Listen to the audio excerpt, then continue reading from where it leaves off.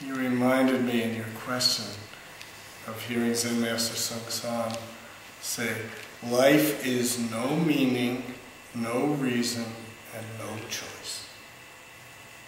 Then his next line was, no meaning, no reason, no choice is great meaning, great reason, great choice.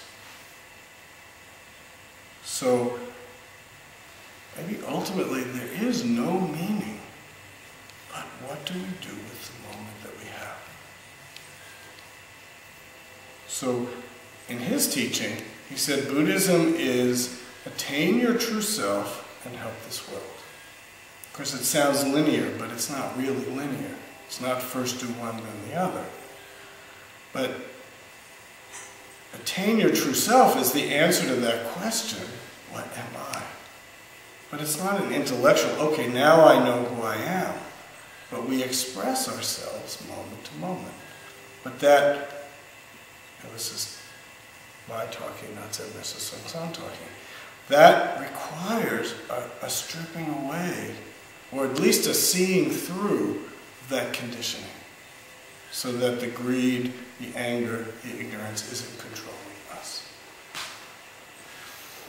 Helping all beings gives us a direction in our life. Helping all beings means don't live just for me.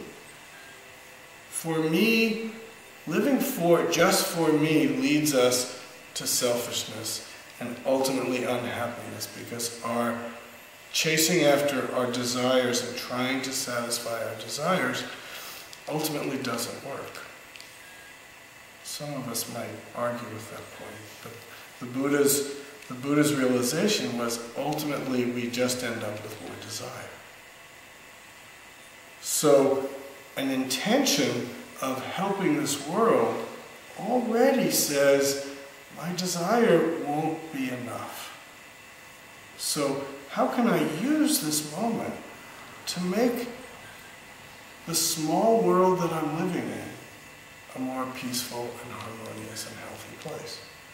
Sometimes that's what we call good action. Sometimes it's what we call bad action. But the intention is turning ourselves towards the suffering of the world. In Buddhism, that's called the Bodhisattva.